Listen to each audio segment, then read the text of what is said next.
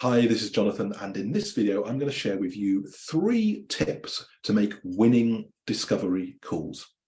And what I mean by winning discovery calls is turning a very high proportion of your discovery calls, your strategy calls, into clients who want to buy from you. So there are 3 key points, which are effectively 3 key stages that I'm going to talk you through. And these are, firstly, setting yourself up for success before the call.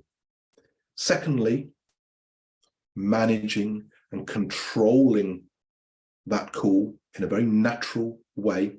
And thirdly, getting the client to a point where they are closing themselves, where they're ready to buy from you. So let me take that from the top then. So first of all, in terms of setting up that call for success, it's really important that when you're having discovery calls, that you are in the right time, the right place, the right situation, and that you are prepared effectively for that call. And what that really means is getting people scheduled in your diary, in your calendar, to a mutually convenient time. You make it easy for people to book to see you. You make it available to them online. You can share your calendar with them. And ideally, you want to be getting people on a Zoom or a similar kind of video call with you, possibly in person, but Zoom, a video call, is the ideal forum for that initial call. If people are less comfortable, and they might be anxious clients, might not feel comfortable having a video call, you give them the option of a telephone call as well, but ideally getting them onto a video call where you can really get a feel, really get a sense of each other and build that trust, build that rapport quicker than you can on the phone. So you're getting those people to you. Now, I know all of us want to get phone calls from clients, but really there is nothing worse than getting a discovery call from somebody who wants to talk to you about something as sensitive as therapy when you're between appointments, where you're maybe out and about walking the dogs, driving in the car. It's always better to ask them to reschedule that, to get that in at a point that really works for you.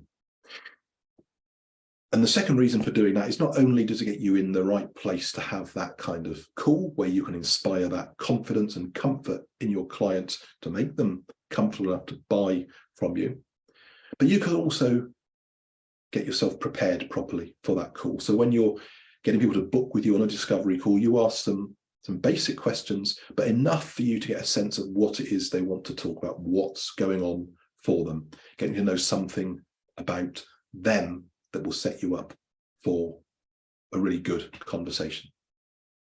So then it's about getting yourself onto the call. When you're on that call, and as I say, you need to control it.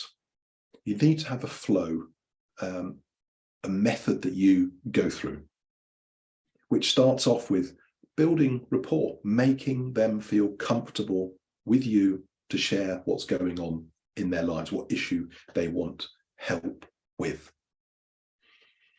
And then you need to move into understanding what is their issue, what's happening for them, what are they looking for help with, what have they tried before that hasn't worked for them.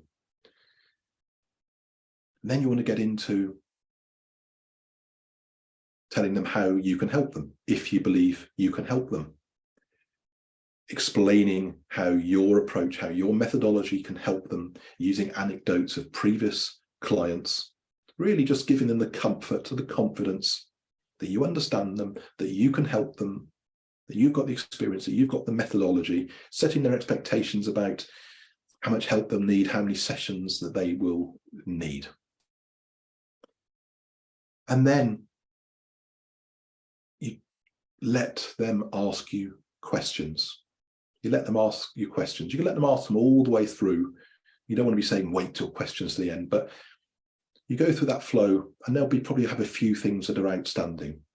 So let them ask you questions, or say to them something like, what else can I tell you? Is there anything else you'd like to understand? Giving them the chance to open up and tell you what else is on their mind.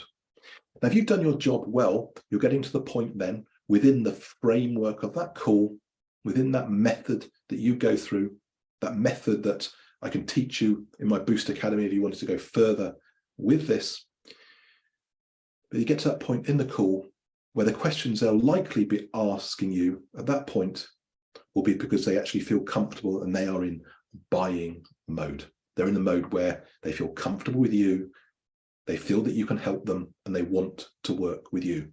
So they're likely then, if you've done this right, to move into asking you about price, about availability, about how many sessions maybe they're going to need. Real buying questions, questions which show that they are comfortable, and it's really then about making it happen.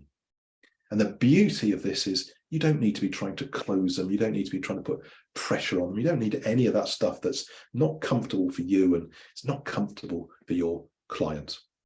So if you've done that correctly, at the end of that, you are then into the client effectively closing that call. Now, I get between 80 and 90% of my discovery calls ending in somebody buying from me, saying they want to work with me, saying, when can we do it? Can we put it in the diary?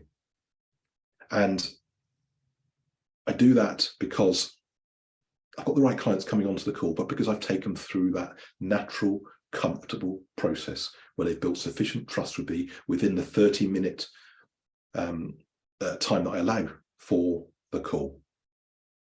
Now, you will get some people who will say, I'm not ready, I need to think about it. And most of the time, those people are not ready to buy and they're not going to come back. So really, there isn't any point in pressuring them. You don't need to do it because 80% of people who are going to come on your calls will want to work with you.